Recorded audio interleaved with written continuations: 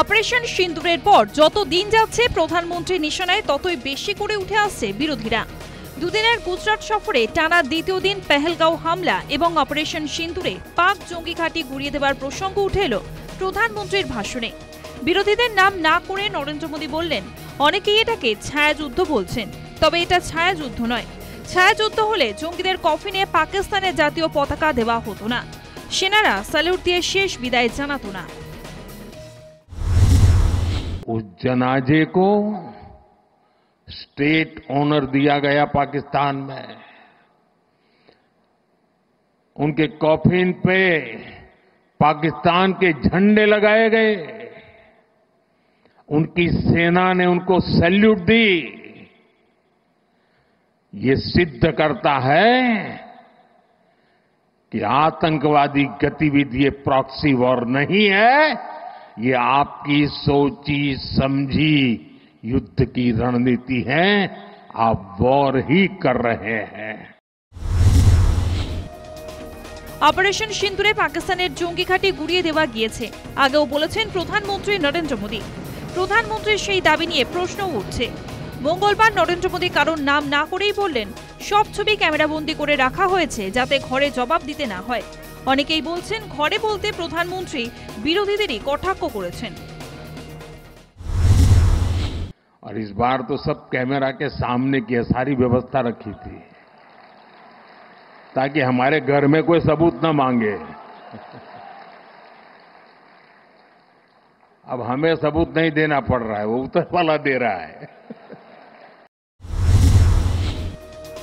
শুধু অপারেশন সিন্দুর নয়, প্রধানমন্ত্রী কংগ্রেস সরকারকে আক্রমণ করেছে পাক অধ্যুষিত কাশ্মীর 47 সালেই কেড়ে না নেওয়ায়।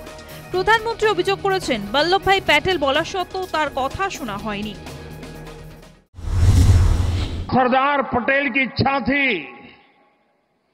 कि पीओके वापस नहीं आता है तब तक सेना रुकनी नहीं चाहिए, लेकिन सरदार साहब की बात मानी नहीं गई और ये मुजाहिदीन जो लहू चख गए थे वो सिलसिला 75 साल से चला है। তবে নরেন্দ্র মোদীর এই অভিযোগ উড়িয়ে দিয়েছেন বিরোধীরা। ইতিহাস জানে না নরেন্দ্র মোদী, তাই বিকৃত তথ্য পরিবেশন করছেন, অভিযোগ কংগ্রেসের। He has no idea of history, geography, entire political science, basic democratic courtesies. Why are you even quoting him? Why do you even take him seriously? What were his ideological forefathers doing in 1947? They were criticizing Sardar Patel. They were burning his effigies in that era. They were making cartoons of Sardar Patel, Pandit Jawaharlal Nehru, Subhash Chandra Bose, Mahatma Gandhi. The famous cartoon of a Ravan with 10 heads.